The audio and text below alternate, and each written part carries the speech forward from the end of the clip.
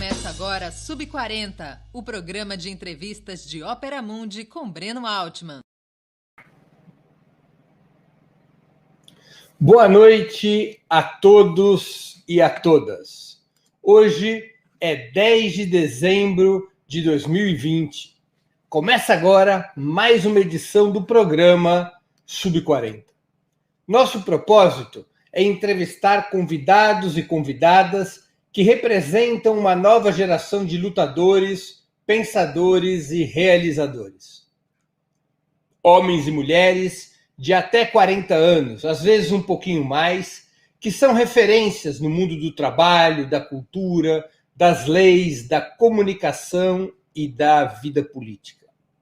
Nosso convidado de hoje, nesta segunda edição internacional do Sub40, é Andrés Arauz, candidato da coalizão União pela Esperança à presidência do Equador, com o apoio do ex-presidente Rafael Correa. Além das perguntas que serão feitas por mim, nossos espectadores e espectadoras também poderão apresentar questões. Na medida do possível, essas serão encaminhadas ao nosso convidado. Basta escrever essas perguntas na área de bate-papo do YouTube ou do Facebook. Buenas noches, Andrés Arauz. Buenas noches, Breno, un saludo. Acá estamos desde el Ecuador, la provincia de Tungurahua, en pleno centro del país. Un gran abrazo y muchas gracias por aceptar nuestra invitación para esta entrevista. No, muchas gracias a ti por esta oportunidad de poder conversar con el pueblo brasilero y con todo el mundo a través de la internet, ¿no? Muchísimas gracias. Estamos muy animados, estamos con buenas noticias y queremos compartirlas con todo el pueblo brasileño. Empecemos como ya es nuestra tradición, la tradición de nuestro programa. Conte-nos su edad y de dónde vienes antes de salir candidato a la presidencia de Ecuador. Un poco de su vida para que los brasileños y las brasileñas puedan conocerte mejor. Gracias, Breno. Bueno, mi nombre es Andrés Arauz. Tengo 35 años. El próximo año, un día antes de las elecciones, cumpliré 36. Soy un economista. Creo en el desarrollo de los pueblos. Tengo una amplia formación académica. Estoy a punto de culminar mi doctorado en la Universidad Nacional Autónoma de México. Tengo también una maestría en Economía y Desarrollo y una licenciatura en Economía y Matemáticas. Tengo gran en el ámbito informático y bueno, esa es un poco mi historia de vida desde la formación. Tengo mi compañera, estoy casado, tengo un hijo de 5 años, quien me está acompañando también en este trajín de la candidatura para poder liderar los destinos del Ecuador muy pronto. Estuve en el equipo de Rafael Correa durante 10 años de su gobierno. Trabajé en la Secretaría de Planificación y Desarrollo, era el encargado de los sueños del Ecuador y convertir esos sueños en planes, programas y proyectos. Estuve también en el Banco Central como director general. Estuve en el Banco Central cuando tenía 22 años, así que aportando al Ecuador también desde temprana edad. Y bueno, finalmente asumí el cargo de ministro coordinador de conocimiento y talento humano. Rafael Correa tenía 6 grandes sectores del gobierno: seguridad,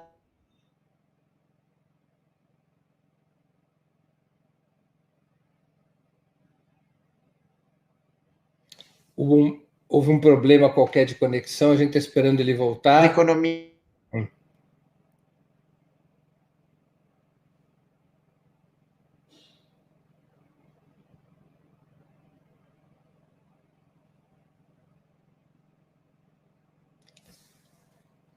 Vamos esperar um pouquinho se a gente consegue voltar a conexão, porque o Andrés Arauz ele está numa província no interior do Equador e parece que a conexão não está boa. Vamos aqui esperar que ele volte. Pronto, acho que está voltando.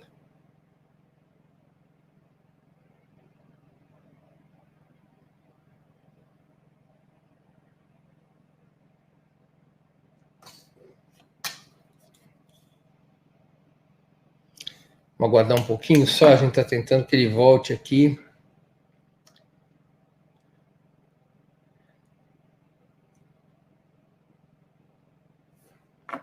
Vamos só mais um minutinho.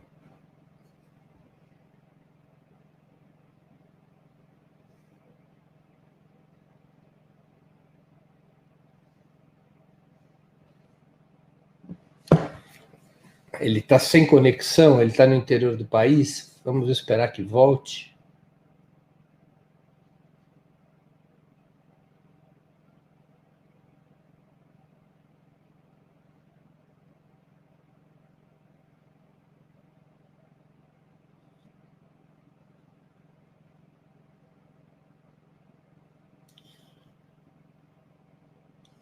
Mais um pouquinho, pessoal, um pouquinho de paciência, que eles estão nos informando que estão retomando a conexão.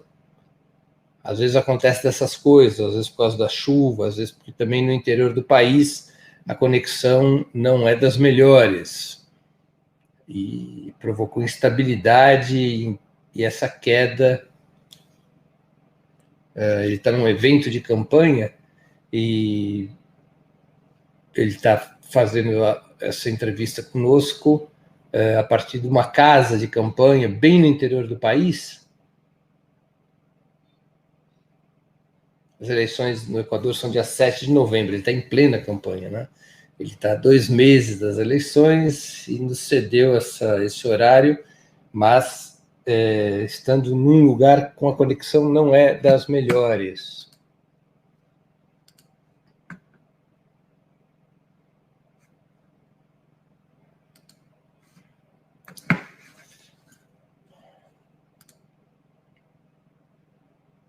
Ele está tentando reconectar. Vamos ter um pouquinho de paciência. Vamos ver se ele... conseguiu voltar. Listo. Bueno, vamos. Sí, mil disculpas por esa falla de conexión. No, ahora está muy bien, incluso mejor de que estaba antes. Bueno. Retomemos entonces nos contaba que con 22 años fue director general del Banco Central. Sí, así es. A esa corta edad estuve en el Banco Central sirviendo a mi país. Luego trabajé con Rafael Correa en el Ministerio de Conocimiento y Talento Humano. Es importante que conozcamos que Rafael tenía dividido el gobierno en 6 grandes sectores: seguridad, lo social, los sectores estratégicos, la producción, la economía y el conocimiento y el talento humano, que incluía la educación, la cultura, la ciencia, la tecnología, las universidades, la propiedad intelectual, la innovación. Y todo eso era parte de lo que estábamos administrando nosotros. Cuando yo encabecé el ministerio, a mí me gustaba decir que estaba encargado del futuro del Ecuador. Y bueno, luego de eso pasé a mi doctorado en México. No estuve en el gobierno de Lenín Moreno. Gracias a Dios, tomé la decisión correcta muy pronto. Y luego finalmente recibí esta invitación, el honor, el privilegio, el enorme desafío histórico de asumir los destinos de la patria, ¿no? Andrés, ¿cómo empezó su militancia política? Tan joven fue director general del Banco Central, pero ¿cómo empezó su militancia política? Mira, mi militancia política comienza en el seno de mi familia, ¿no? En el seno de una familia con formación en la Unión Soviética. Yo viví en Rusia. Mi abuela, que me inculcó los valores del catolicismo, también, ¿no es cierto?, que tienen que ver mucho con la solidaridad. Y luego mi formación política fue primero en mi familia. Luego en la universidad estuve involucrado en movimientos de derechos laborales, en movimientos de trabajadores, especialmente trabajadores migrantes. Y finalmente me incorporé muy temprano, ¿no? Desde los 20 años de edad al equipo de la Revolución Ciudadana, en ese entonces Alianza País, desde el cual pude pues contribuir a la militancia política también en el ejercicio del gobierno. ¿Dónde naciste? ¿En Quito? Yo nací en Quito, en la ciudad de Quito, la capital de nuestro país, el Ecuador, pero tengo mucha relación con Manabí, que es la tierra de mi esposa. También mi hijo tiene sangre manabita. Manabí es en la costa ecuatoriana, donde tenemos nuestra gran oferta de pesca para el país y unas hermosas playas. Mira, ¿por qué su familia vivía en la Unión Soviética? Mi papá se formó, él estudió en la Unión Soviética, él fue uno de los becarios del Partido Comunista hace muchísimos años y tuvo la oportunidad de estudiar allá. Luego volvió al Ecuador y obviamente tenía esa formación. Ah, por eso, está bien. Mira, ¿por qué usted ha sido elegido como candidato? ¿Y cuáles fuerzas están representadas en la UNES? Mira, es una gran pregunta, ¿no? Yo creo que ahí nosotros estamos representando a algunas demandas que tenía la ciudadanía ecuatoriana. En primer lugar, representar a la necesidad de la renovación de la política en el Ecuador, luego de un largo proceso que nos llevó tristemente a una traición de Lenín Moreno. Se buscaba una renovación con la juventud presente en la dirección de los destinos de la patria. Segundo, la experiencia probada en la administración del Estado, en el manejo de la crisis económica que estamos viviendo actualmente en mi país. Yo fui uno de los actores claves en las anteriores crisis de 2009 y 2014 que vivimos durante el gobierno de Correa. Y creo que ese pilar también ha sido muy importante, ¿no? La juventud, el tema de haber sido un economista con experiencia, pero también el hecho de que puedo representar a sectores más amplios de la sociedad ecuatoriana, más allá de lo que nosotros nos identificamos, que es el correísmo, pero que representamos unos valores adicionales más vinculados a nuestra generación, como la importancia de lo ecológico, como la importancia de lo tecnológico y esta visión del siglo XXI que estamos aportando al Ecuador. ¿Qué fuerzas están representadas en su coalición, en la Unión por la Esperanza? Mira, a nivel de político tenemos a dos partidos. Los dos son, para usar un término, prestados, porque recuerda que la Revolución Ciudadana, el movimiento de Rafael Correa, está proscrito en el Ecuador, es decir, no tiene partido político. Entonces son dos fuerzas aliadas que han auspiciado nuestra participación democrática. La una se llama Compromiso Social, la otra se llama Centro Democrático, pero además de estos dos partidos, está representada pues la Revolución Ciudadana, el correísmo, y además sectores amplios de la sociedad, de la izquierda, movimientos sociales, movimientos de trabajadores, movimientos patrióticos de centro, pero que creen en una política nacionalista de desarrollo, movimientos en general de los pueblos indígenas del Ecuador y también movimientos sociales vinculados a la lucha antiimperialista, a la lucha por la soberanía del país, muchos movimientos locales también que no tienen representatividad nacional, pero que están representados dentro de cada una de las provincias del Ecuador. Usted ya ha manifestado su opinión de que Lenín Moreno es un traidor. Háblenos un poco más sobre eso y cuéntenos qué se pasó con Lenín Moreno, que fue apoyado por el entonces presidente Rafael Correa en las elecciones. ¿Qué hubo con Lenín Moreno? Mira, Lenín Moreno, desde mi perspectiva hay dos explicaciones, ¿no? La una estructural y la otra más de personalidad, de actitudes.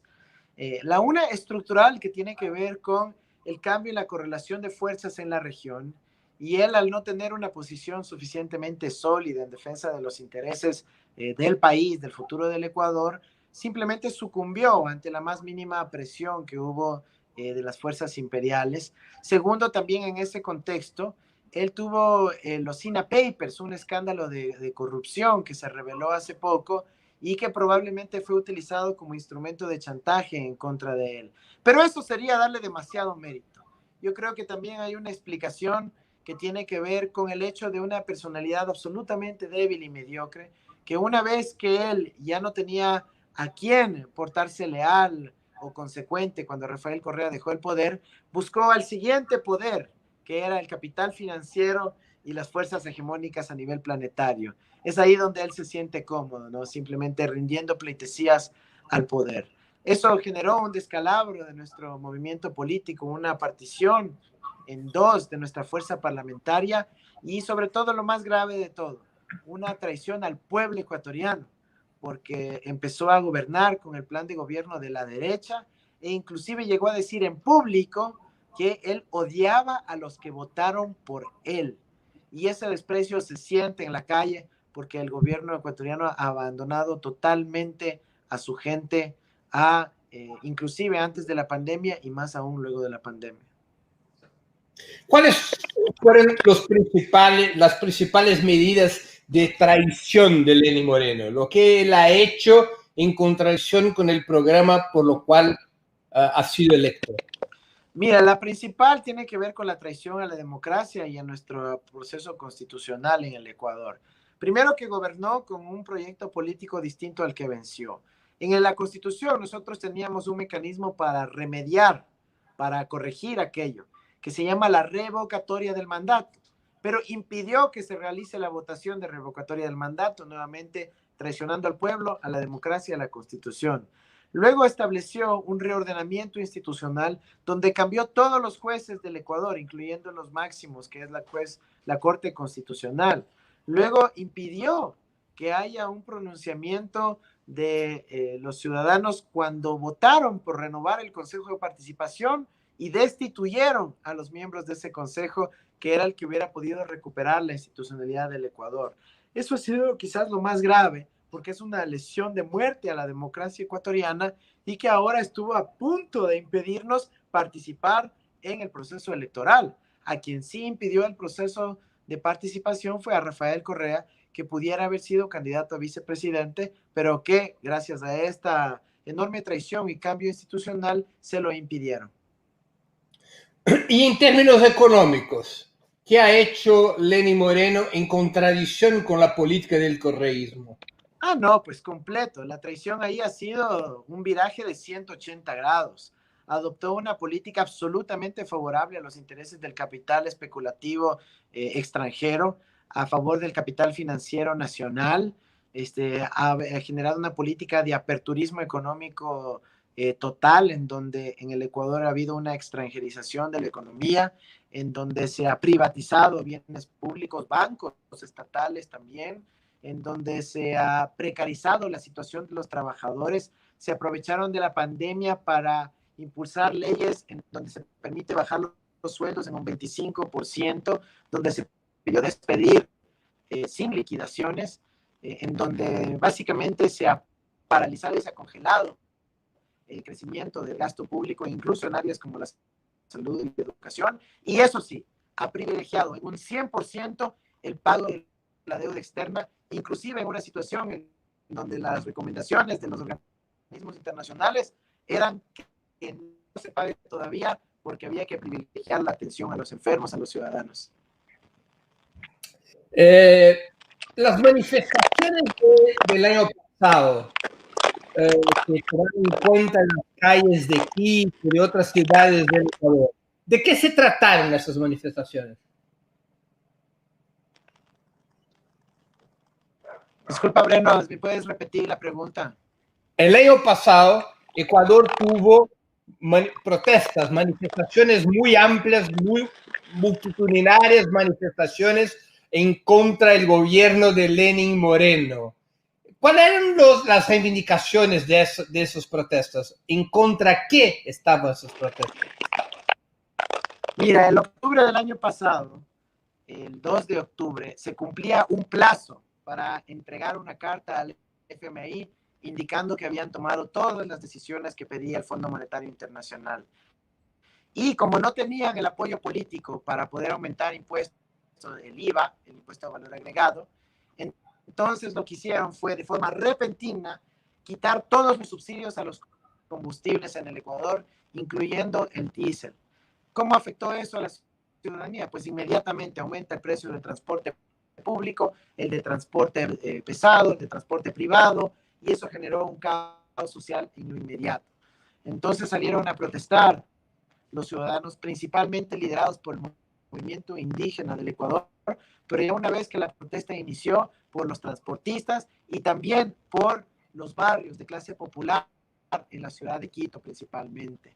En el Ecuador vimos una protesta como no habíamos visto quizás nunca antes, en donde el gobierno realizó una represión brutal en contra de la población, con 11 muertos de los que oficialmente se han decidido registrar. la información que tenemos nosotros llegaría posiblemente a 98 personas fallecidas. Nosotros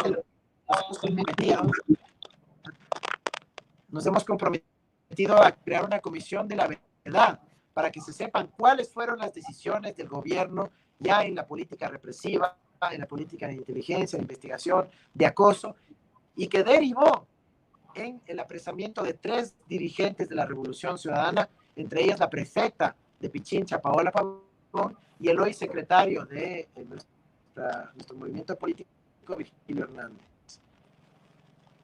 Andrés, esas protestas, manifestaciones, ¿están representadas en la coalición Unión por la Esperanza? O sea, de esas protestas hubo un impulso para el surgimiento de la coalición que presenta a usted como candidato a la presidencia. Sí, Breno, están representados de forma parcial, no total.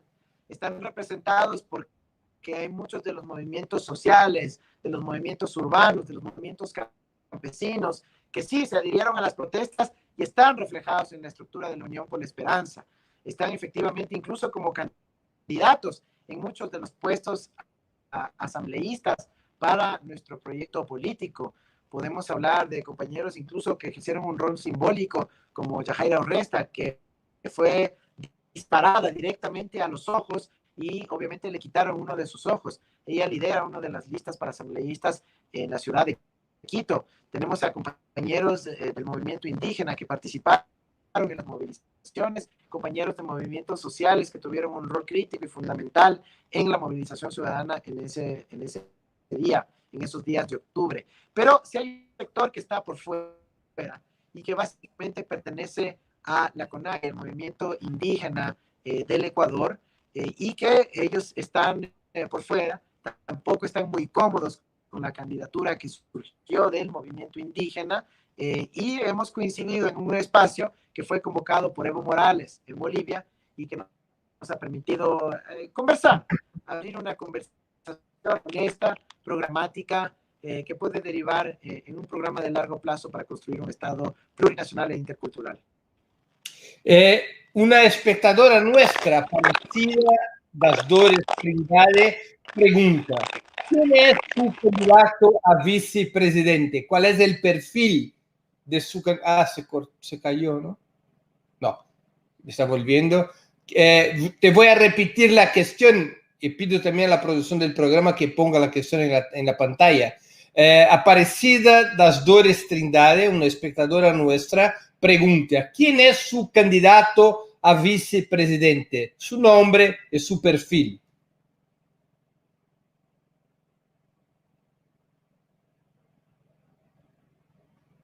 Rabascal.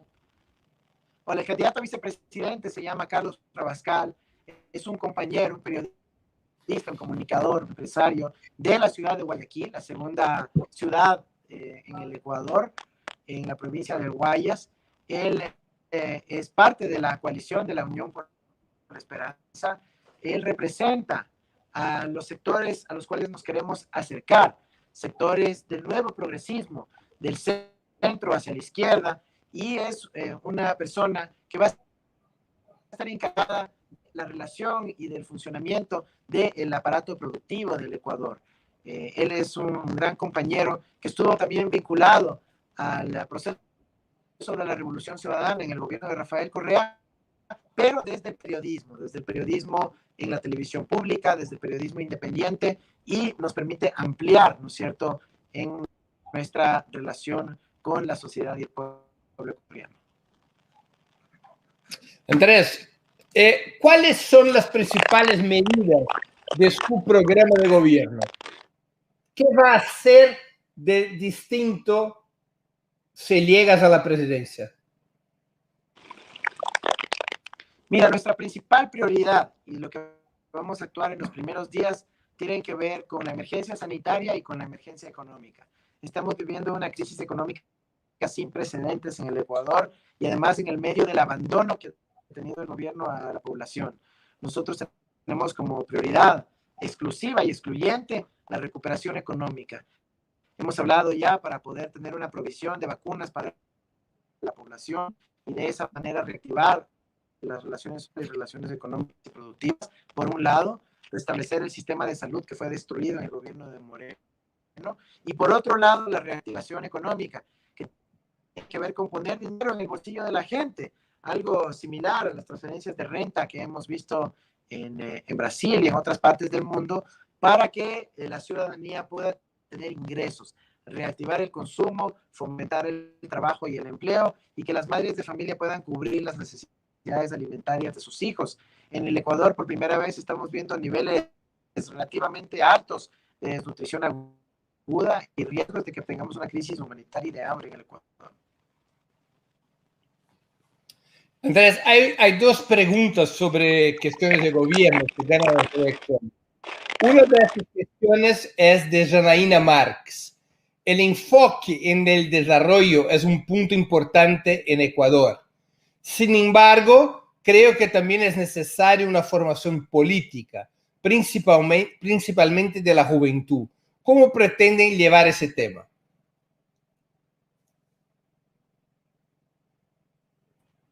Mira, esa es una gran pregunta. Está directamente en el seno de la cuestión de nuestro proyecto político en el Ecuador. Si tú me preguntabas cuál fue el principal déficit, la principal deuda que dejamos en el gobierno de Rafael Correa, fue justamente el proceso de formación política y construcción de poder popular. ¿Ya? Esto es muy importante, porque si hubiésemos tenido algo contundente y fuerte en ese aspecto, la traición de Moreno no hubiera durado más de 15 días. Entonces, nosotros estamos abocados a poder continuar la formación política, la construcción de poder popular, la construcción de una política de alianzas de mediano y largo plazo con organizaciones sociales, y vamos a dedicarnos justamente a generar una clase entera, una generación entera de jóvenes dedicados a la política para poder transformar nuestro país y sostener nuestro proyecto político, no solo para ganar estas elecciones, sino para las próximas décadas. Hay una otra cuestión del BCN Rebelde, incluso que contribuye con el superchat y lo agradezco. Si la Revolución Ciudadana gana, ¿qué hará usted para proteger a Julian Assange, un ciudadano ecuatoriano?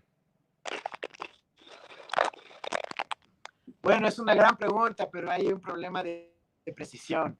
Lenín Moreno le dio la ciudadanía a Julian Assange, pero Lenín Moreno se la quitó a Julian Assange en un acto realmente sin precedentes en la historia mundial, en donde se le quita la nacionalidad por una renuncia implícita. Entonces, esa situación permitió que luego se pueda permitir el ingreso de los policías británicos a la embajada ecuatoriana en Londres. Nosotros lo que vamos a iniciar desde nuestro gobierno es un proceso de auditoría y revisión a cómo fue que Lenín Moreno le quitó la nacionalidad a Julian Assange. Si esas investigaciones nos demuestran que hay la posibilidad de revertir esa decisión, ahí podremos involucrarnos en materia de derechos humanos de quien sería un ciudadano ecuatoriano, pero si es que la decisión ya está en firme y es difícil de revertirla, pues a nosotros nos pone también una decisión muy complicada y difícil de hacer. Ahora, más allá de aquello, yo siempre hemos mostrado mi solidaridad inmensa hacia un ícono de la libertad de expresión en el planeta y que nos permitió tomar muchas decisiones en nuestro país. Yo respaldo y sostengo y reafirmo la decisión soberana del gobierno ecuatoriano liderado por Rafael Correa y en ese tiempo también por el canciller Ricardo Patiño, de otorgar el asilo político a Julian Assange, porque como lo dijimos en los informes en su momento, su vida estaba en peligro porque había riesgo de extradición a Estados Unidos, a pesar de que todo el mundo lo negaba, a pesar de que los Estados Unidos lo negaban, a pesar de que los británicos lo negaban, lo de fondo era el riesgo de su extradición a Estados Unidos por delitos con consecuencia degradante e inclusive la muerte.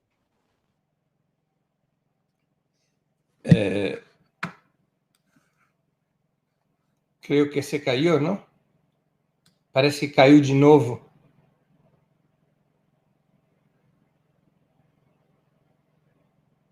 Vamos aqui ver se ele volta.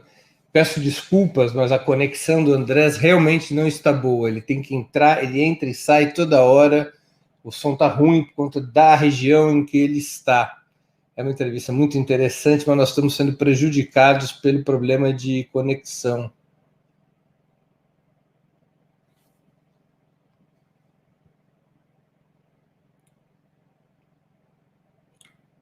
Vamos aguardar um pouquinho.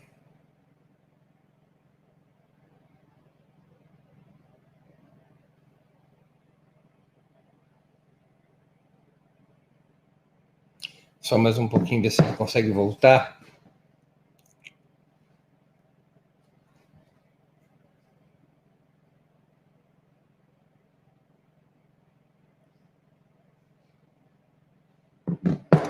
Mais um pouquinho. Aqui ele está tentando voltar aqui, mas realmente a conexão não está boa. É uma pena, porque é uma entrevista muito interessante. O Andrés Arauz é um dos favoritos das eleições presidenciais, pode ganhar as eleições de fevereiro, mas nós estamos enfrentando esse problema de conexão.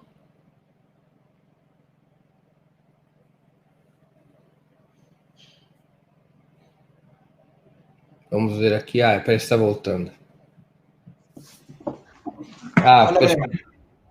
Vamos. Retornando aquí, Andrés, ¿me escuchas bien? Sí, te escucho bien, disculpas, ya son cosas que sobrepasan mis capacidades, hermano. Sí, tranquilo, no, y el sonido ahora está mejor. Mira, hay una pregunta de Minnesota Clay que la hago junto con una cuestión mía, que es, ¿qué se pasará con el expresidente Rafael Correa si usted sale electo? ¿Podría volver al país en libertad? ¿Tendría algún rol en su gobierno? Acá está Minnesota Clay. Me pregunta si yo ya le había cuestionado sobre eso, sobre los derechos de Rafael Correa. Sí, mira, justamente es uno de los temas más importantes en el debate político en el Ecuador actualmente. Rafael Correa ha dicho que él no quiere ni va a solicitar ningún indulto, que él lo que espera es que la justicia se pronuncie sobre su inocencia. Y nosotros estamos convencidos que en el Ecuador va a pasar lo mismo que ocurrió en Bolivia, que una vez que se da la victoria el 7 de febrero, los mismos jueces, ya sin presiones del gobierno, sin amenazas, sin chantajes, sin manipulaciones, los mismos jueces van a revisar el proceso judicial en su contra y determinarán su inocencia y el archivo de la causa. Eso permitirá que Rafael Correa pueda volver y, como lo hemos dicho y lo he invitado, será uno de los principales asesores de mi gobierno por toda su experiencia que tiene en la gestión de lo público, en la transformación de nuestro país en materia de salud, educación, relaciones internacionales.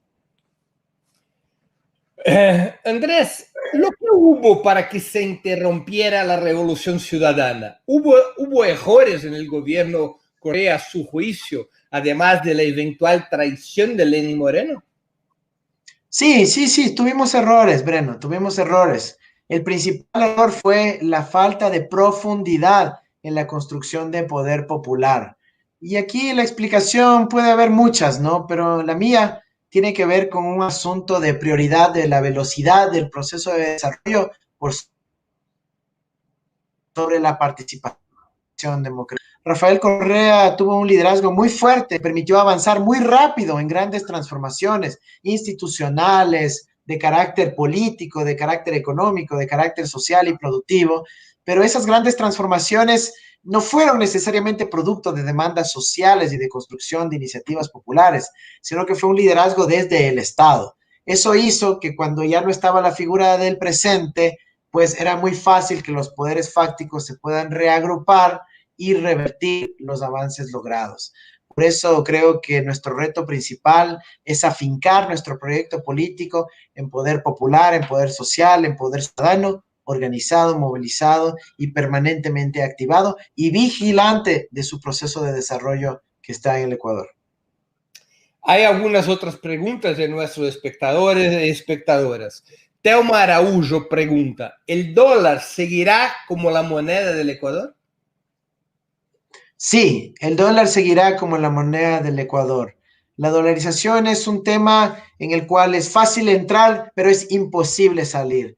porque el dólar está encariñado al pueblo ecuatoriano y el pueblo ecuatoriano recibe con él un anclaje de confianza, de certidumbre, de previsibilidad en el tiempo.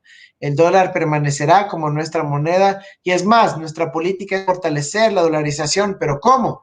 Repatriando los dólares que están almacenados en guaridas fiscales, en Miami, en Panamá, en Suiza, y traerlas al país para que contribuyan al desarrollo de nuestro país. Ana Teresa pregunta, junto con la elección presidencial, ¿Ecuador va a tener elecciones parlamentarias?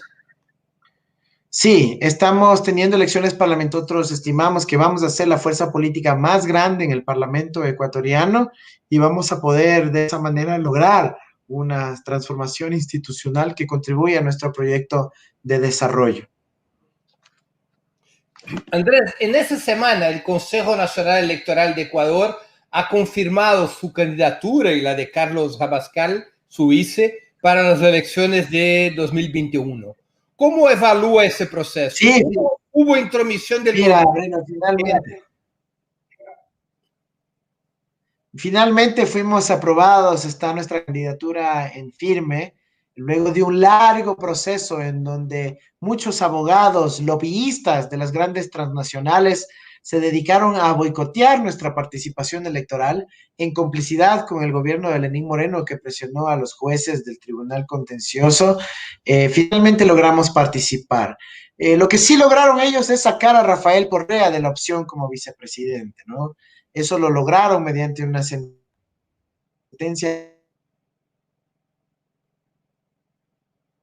un día antes de la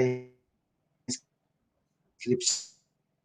A pesar de aquello, hemos logrado primero vigilancia ciudadana del proceso y segundo solidaridad internacional, incluyendo de los expresidentes Lula, la expresidenta Dilma y otros en América Latina que con sus cartas, con sus pronunciamientos, pues ejercieron una importante influencia de concientización a las autoridades electorales del Ecuador.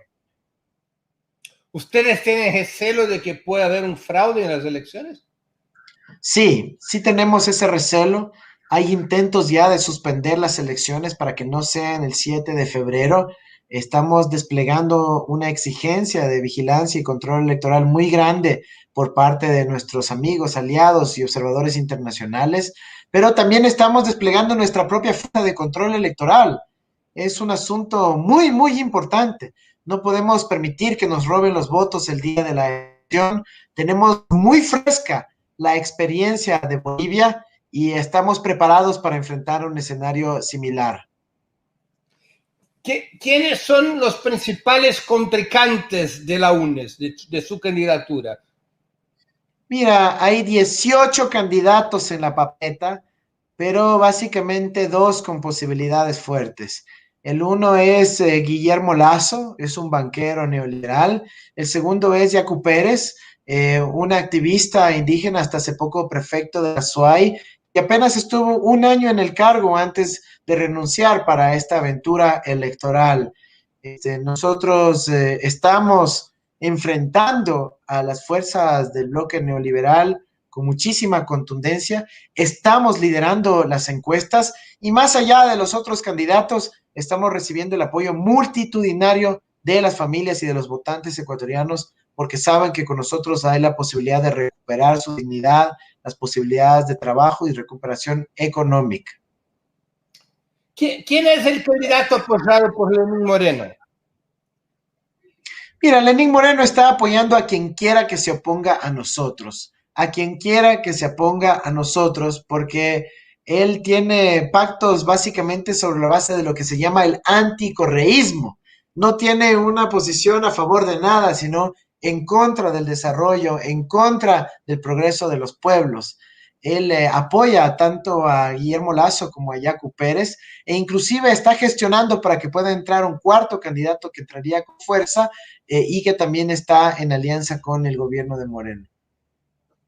Hay una otra pregunta de una espectadora nuestra, Andrés, de Dirce Conrado Veiga, que es miembro de nuestro canal, del canal de Opera Mundi en YouTube. Ella pregunta, Lo que ha producido, o sea, esta situación con Rafael Correa, ¿es una situación que se pueda encuadrar como lawfare? O sea, es una situación producida por el lawfare, lo mismo proceso que tuvo contra Lula, contra Cristina Kirchner. ¿Ustedes evalúan de esa forma? Absolutamente, absolutamente. El lawfare ha sido aplicado exactamente con la misma receta en contra de Rafael Correa y Jorge Glass que ha sido aplicada en contra de Lula, en contra de Cristina. Pero exactamente la misma receta. Incluso utiliza los mismos recursos simbólicos y narrativos. El caso Cuadernos en Argentina, el caso Cuadernos en Ecuador. El caso para inculpar a Lula en el caso Odebrecht y demás, y lo mismo en el caso de Jorge Glass. Pero es exactamente la misma receta con lo que se llama la cooperación eficaz, con el testigo arrepentido, sin prueba alguna, sino simplemente con declaraciones logran sentencias. En el Ecuador, el pueblo ecuatoriano ha notado que se trata de una persecución política, pero evidentemente ahorita la prioridad de la ciudadanía del pueblo ecuatoriano está en las soluciones económicas, en las soluciones de su vida, y eso también es a lo que estamos dedicados nosotros en el Ecuador. Jorge Glass fue vicepresidente de Lenín Moreno y está arrestado, ¿no? Así es, él fue vicepresidente electo con Lenín Moreno, luego Moreno lo apresó, lo envió a la cárcel, a pesar de ser un vicepresidente en ejercicios con cero riesgo de fuga, y cambió las medidas cautelares. Inclusive cambió el tipo de cárcel que él tenía, que era una cárcel para criminales o delincuentes de baja peligrosidad, y lo trasladó a la de máxima peligrosidad, sin ningún sentido más que el odio y las ganas de castigar en el sentido simbólico a el proyecto político de la Revolución Ciudadana. Y Jorge Glass sigue preso. Jorge Glass lamentablemente sigue preso, ha sido una de las personas víctimas del lawfare en el Ecuador, y bueno, Jorge, la verdad, ha tenido que pasar momentos muy duros en los últimos meses, pues no ha podido ver a su familia, en donde ha tenido familiares fallecidos por la situación del COVID y por otras razones, y es un castigo triste, fruto del odio, de la persecución, de la falta de prioridades de un gobierno que no tiene como su centro de acción la atención a su pueblo, sino básicamente de evitar el retorno del correísmo al poder, el retorno de las fuerzas progresistas al Ecuador. Si usted sale electo presidente, ¿podría indultar a Jorge Glass? Sí, es una facultad constitucional que tiene el presidente de la República. Sin embargo, nosotros estamos muy... Jueces van a tomar la decisión de evitar la profundización del tiempo en la cárcel, ya que tenemos una gran cantidad de nueva evidencia que demuestra que todo ese caso en contra de él y de Rafael Correa fue manipulado, fue falsificado. Entonces, con esa nueva evidencia, la misma justicia se pronunciará. Andrés, el Ecuador ha sido muy atingido por la COVID-19. En su análisis, ¿cuáles fueron los principales errores del gobierno Lenín Moreno? ¿Lo que usted haría distinto y lo que hará electo presidente para combatir la pandemia? Mira, los errores fueron enormes. Tenemos, de hecho, la propuesta para que la Comisión de la Verdad que creemos revise también una auditoría ciudadana integral a las políticas del gobierno con relación al COVID. Pasaron desde negar la pandemia a armar eventos masivos porque dijeron no le tememos al virus, a luego pasar a una política de reclusión completa de la población sin ayudas económicas, sin política social, sin asignar recursos al sistema de salud, exponiendo a los trabajadores de la salud, a los médicos, que se convirtieron tristemente en vectores de contagio por la falta de apoyo del gobierno a sus ciudadanos, a su sistema de salud. Nosotros lo que vamos a hacer, ya recibiendo el país de forma en la fase tardía del COVID, será priorizar el acceso a la vacuna, por un lado, volver a fortalecer el sistema de salud pública, crear un comité de científicos que esté a cargo de la política epidemiológica de nuestro país y finalmente generar apoyo económico sustancial para reactivar la economía, reconstruir el tejido empresarial lo más pronto posible para retomar el desarrollo de nuestro país y, por supuesto, las condiciones económicas de dignidad para la ciudadanía. Hay una pregunta de Minnesota Clay otra vez. En Ecuador, ¿ya está planificada la vacunación para combatir la COVID-19 o también allá es un tema de polarización como en Brasil? No, lamentablemente, digo, por Brasil aquí no hay polarización sobre el tema. Sí hay consenso nacional sobre la necesidad de la vacuna. Nosotros ya hemos gestionado la vacuna con Argentina, estamos viendo otras opciones también, pero Argentina nos proveerá la vacuna a partir de nuestro gobierno. Sin embargo, el gobierno actual también está haciendo gestiones. Sinceramente, yo desconfío de que puedan lograr la vacunación masiva que ellos ofrecen, pero en tal caso, si el gobierno no lo logra, pues nosotros estamos ya listos para poder desplegar la vacuna producida en Argentina y que facilitará el evitar el contagio. Hay una otra pregunta sobre la economía de Rodrigo León. ¿La dolarización en Ecuador no impide planos macroeconómicos de largo plazo para el desarrollo del país? Mira, la dolarización genera algunos problemas, como el tema de tener que lidiar con el tipo de cambio de países vecinos que están devaluando constantemente. Me refiero particularmente a Colombia, menos a Perú. Eso sí nos genera una presión sobre la balanza de pagos, el tipo de cambio, la estabilidad de nuestra balanza comercial. Pero nosotros hemos aplicado medidas creativas para mitigar esos efectos. Y por otro lado, sí hay beneficios de la dolarización para el desarrollo de largo plazo y que tienen que ver con la certidumbre, Breno. Eso quizás no les guste escuchar a muchos de nuestros amigos de la izquierda mundial, de la izquierda latinoamericana, pero en nuestro caso, en Ecuador, el dólar ha permitido la previsibilidad, la confianza en el largo plazo. Antes en el Ecuador no teníamos créditos a 25 años plazo porque había mucho riesgo cambiario en las operaciones. En cambio, ahora con el dólar tú sí puedes conseguir créditos a 20, 25 años plazo, especialmente para vivienda, para inversión de largo plazo, y nos permite tener estabilidad, anclaje macroeconómico alrededor de ese tema. Y por supuesto, sí te da estabilidad en el poder adquisitivo de la familia ecuatoriana, ¿no? Eso es muy importante. Con Lenín Moreno, Andrés, la política externa de Ecuador se ha superditado a las posiciones del Departamento de Estado norteamericano y a la Organización de los Estados Americanos, la OEA. ¿Cuáles van a ser Absolutamente. ¿Cuáles van a ser los cambios si usted gana en febrero? Mira, nosotros vamos a ejercer un gobierno de apertura en las relaciones internacionales. Nosotros somos amigos de todos los pueblos del mundo. Lo que nos interesa es el conocimiento, la tecnología, los aportes culturales de todos los países del planeta, incluyendo de Estados Unidos. Ahora, eso es muy diferente a permitir que instalen bases militares en las Islas Galápagos, como ha ocurrido con Lenín Moreno. Eso es muy diferente a que entreguemos la información de los ciudadanos ecuatorianos a la inteligencia norteamericana sin ningún filtro, sin ningún proceso verdadero de cooperación. Eso es simplemente subordinación. Es muy difícil que nosotros aceptemos imposiciones en el ámbito de la dinámica planetaria en las posiciones de organismos internacionales. Nosotros no creemos que Almagro deba seguir liderando la Organización de Estados Americanos. Ahí debe haber un recambio y ojalá Bolivia ejercer un liderazgo clave ahí. Apenas nosotros estemos ahí, asumiremos el apoyo y el respaldo porque esa persona logró una desinstitucionalización de algo que ha iniciado como la observación electoral y fue parte y cómplice del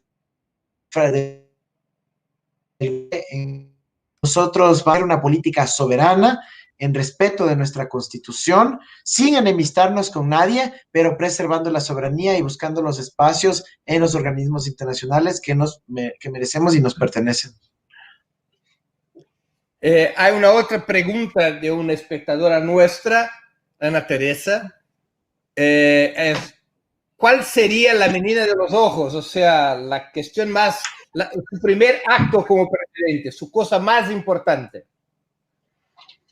Mira, la primera acción y la prioridad excluyente en el corto plazo es la recuperación económica. Y vamos a poner dinero en los bolsillos de las familias ecuatorianas para que puedan salir de la situación de desesperanza en la que están y puedan reactivar su consumo alimentando a sus niños. Esa será la primera acción que llevaremos a cabo. Insisto, la emergencia económica junto con la emergencia sanitaria serán las prioridades de nuestro gobierno en los primeros 7 meses y a partir del 2022, mientras armamos los estudios, los proyectos de desarrollo, recuperaremos nuestra estrategia de largo plazo, que es nada más que recuperar los planes que ya dejamos en el gobierno de Rafael Correa y empezarlos a cumplir para que nuestro país avance sostenidamente en el desarrollo que se comprometió Rafael Correa y que continuaremos en este caso su legado. Andrés, estamos llegando al final de nuestra entrevista. Voy a hacer algunas preguntas cortitas, ¿está bien? Primero, equipo de fútbol. Yo soy hincha del Nacional de Quito, que ahora está en una posición muy mala en la tabla de posiciones, pero tiene la virtud de tener solo jugadores ecuatorianos.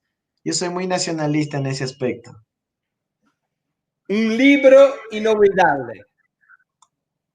Ah, mira, un libro inolvidable.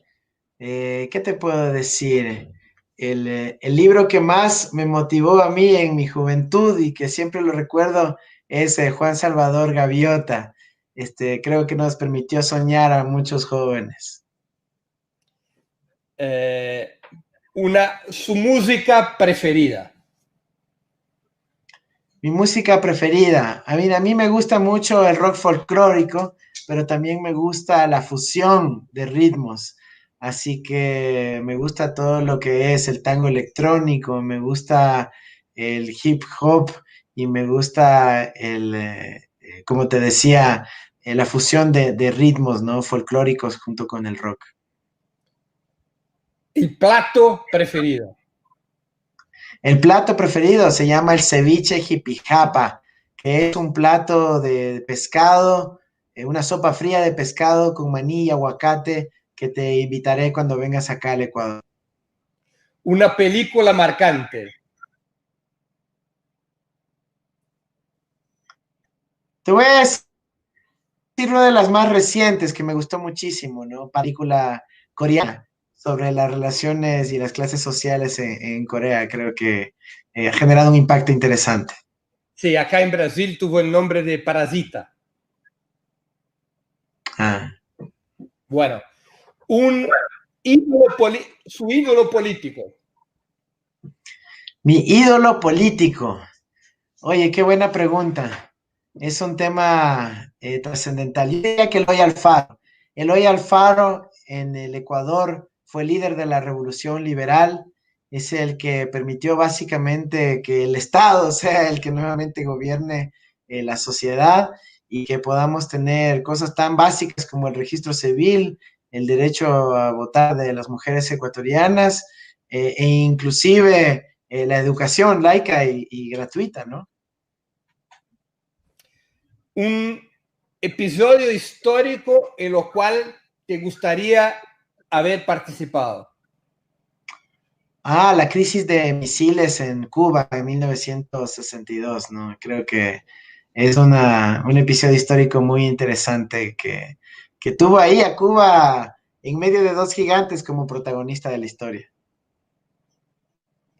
Bueno, Andrés Arauz, yo quería te agradecer muchísimo por aceptar nuestra invitación y por informar a los brasileños sobre la situación de su país, la situación de su campaña y de su candidatura. Te deseo mucho buena suerte en la campaña electoral y buenas noches. Y gracias. Muchísimas gracias, Breno. Un saludo a todo el pueblo brasilero y aspiramos a seguir construyendo lazos de hermandad entre nuestros pueblos. Ya el futuro para el Ecuador está muy próximo a llegar. El 7 de febrero retornará el progresismo a nuestra patria y con ello la integración latinoamericana. Un abrazo. Encerramos assim mais uma edição do programa Sub 40. Hoje nós entrevistamos Andrés Arauz, candidato pela coalizão União pela Esperança à presidência do Equador. As eleições serão realizadas no próximo dia 7 de fevereiro, de 2021.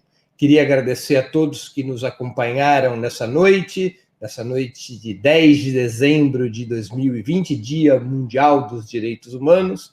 Peço desculpas pelos problemas de conexão, pelos problemas técnicos que tiveram, mas eu tenho certeza que, ainda assim, a entrevista foi muito interessante e divertida, para que possamos conhecer um pouco mais os povos sul-americanos, os povos latino-americanos.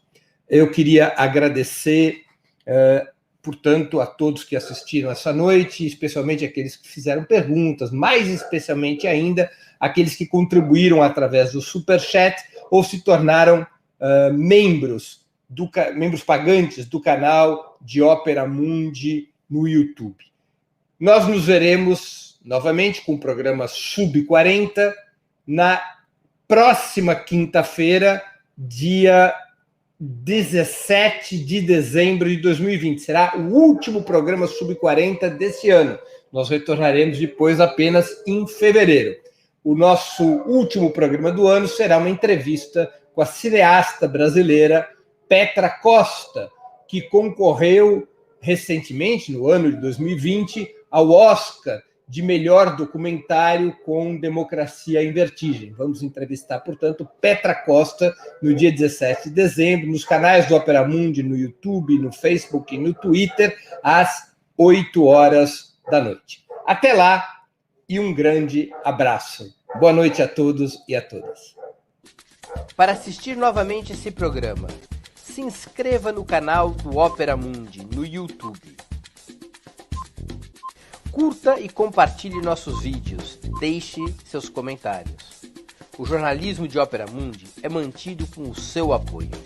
Faça uma assinatura solidária em www.operamundi.com.br. Com um pequeno valor mensal, você nos ajuda no desenvolvimento de um jornalismo independente e de qualidade. Obrigado pela audiência e até a próxima.